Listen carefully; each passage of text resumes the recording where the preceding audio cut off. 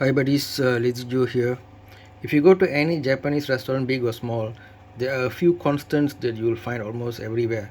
Of course, some restaurants might be focused on sushi as sushi joints, and some might go for teppanyaki and so on.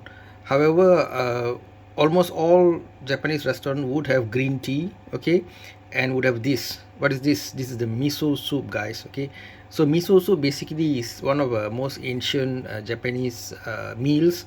It looks very simple and humble. It stands as a side dish to many common dishes and food sets, but it has a very interesting story of its own.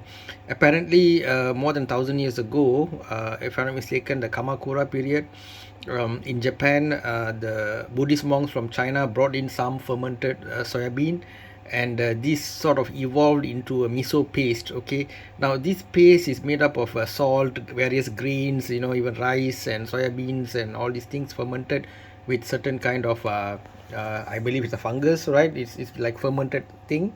And basically what they do is they also use dashi.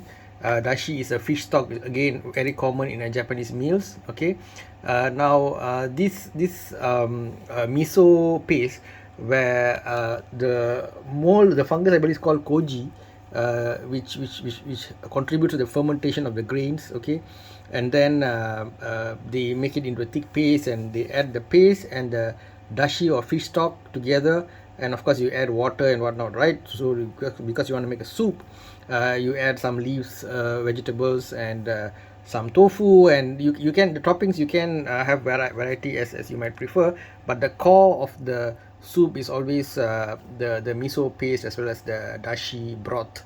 So it is a relatively low calorie and high protein dish. It's quite healthy, and of course, for those people who have to control their salt intake, they might want to have a lower salt variant. But otherwise, it's a very, how to say, umami filled dish, which is one of the comfort foods, definitely. Okay, so that's my brief introduction to miso soup. Of course, anywhere in the world you go, you will find the so-called generic miso soup. But if you go into Japan, they do have their own regional variations, right?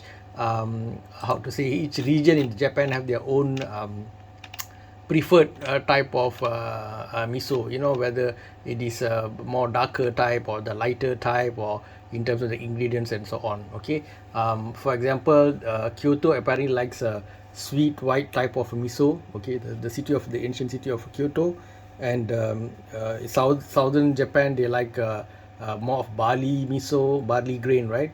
And certain places love their soybean miso. So these are some of the but that's only for, I guess, hardcore Japanese food enthusiasts, and maybe those who travel to Japan will be able to go deeper into those things, right? So okay guys, if you have any interesting stories on your encounter with miso, or how it's made and so on, do share in the comment section. Take care, bon appetit, bye bye from Lazy Joe.